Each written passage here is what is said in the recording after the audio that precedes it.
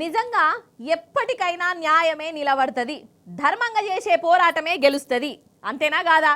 అగో ఈ మాట మన లగచర్ల రైతులు మళ్ళోమారు రుజువు చేసిర్రు. మా భూములు గుంజుకోవద్దు అని మరలబడ్డందుకు సర్కారు అక్కడి రైతులను జైల్లో పెట్టే కదా, అగో వాళ్లకు బెయిల్ వచ్చింది, విడుదల కూడా అవుతున్నారు. చూడండి కావాలంటే.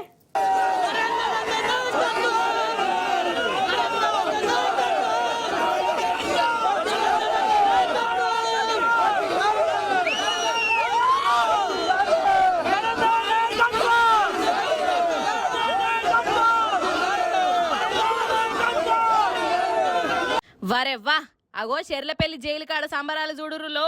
రైతుల కోసం అరెస్ట్ అయిన పట్నం నరేందర్ రెడ్డి సారు జైలు నుంచి విడుదలైండు.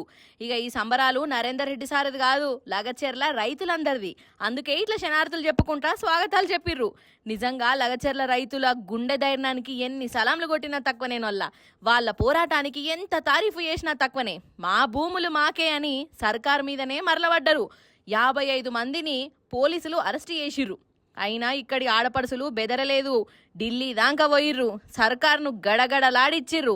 పానాలు పోయినా భూములు ఇచ్చేదే లేదని తెగించి కొట్లాడిర్రు. మన బీఆర్ఎస్ పార్టీ వీళ్లకు హిమ్మతిచ్చింది, పోరాటంల ముందుండి నడిపించింది. ధర్మ పోరాటానికి ఎప్పుడు కూడా ఓడిపోదు. జర ఆలస్యమైతుంది కావచ్చు, కానీ నియతే గెలుస్తుంది. ఇప్పుడు అదే అయ్యింది.